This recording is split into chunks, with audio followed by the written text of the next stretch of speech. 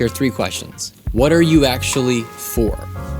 I want you to write your answers down. This is the whole video. Question 1, what do you believe that your niche argues with? Not what you know, but what you believe.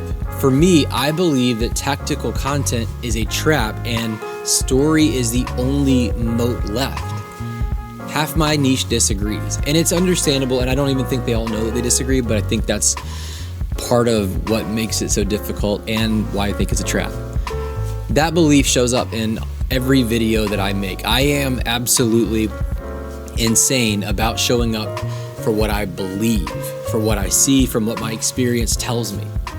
The moment that you have an enemy belief, your content stops being information and it starts being a stance. Maybe that feels obvious, but if you're approaching your content from the perspective of telling you something that's, informational, that's tactical, how to go out, that's fine. There's a million ways to do that. In fact, the simplest, easiest way to do that is just ask your ChatGPT, your Gemini, your Claude, your whomever, and you're going to get the tactical, strategic, simplified version that everybody else is getting. That's the whole point.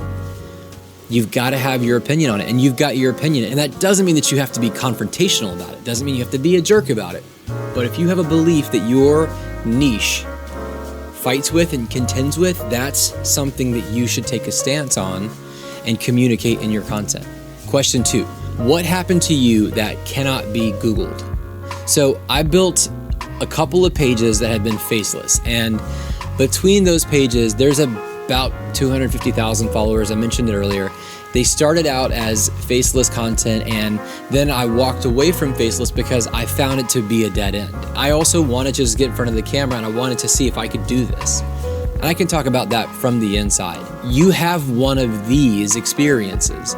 Your failure, your weird path, your result. AI can generate advice. It cannot generate your receipts. This is actually something that Rick Rubin has talked about. At the end of the day, what AI is doing is it's taking our experiences and it's putting them into the internet, and we're starting to see AI start to recycle itself and its own answers because it can't go out and create new experiences.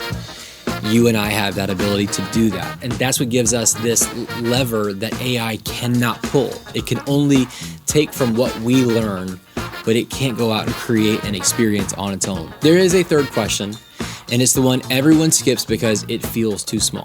Question 3, who exactly is it for?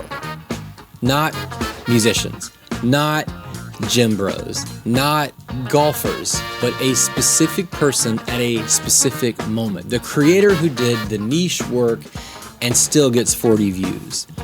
The golfer who's been playing for 5 years and still can't break 90.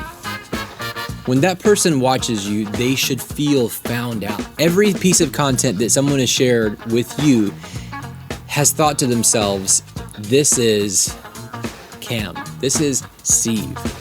They're gonna get this because they felt that, and that's why they shared it with you in particular, because they can relate to you in this content piece way. That's really, really, really special, and that's what you're trying to create. How do you do that? From your experience and from specificity. Now stack the answers into one sentence. For the person that I believe, the stance, and I've lived the receipt. That sentence right here, that's your identity. Every piece of content either expresses it or it doesn't get made.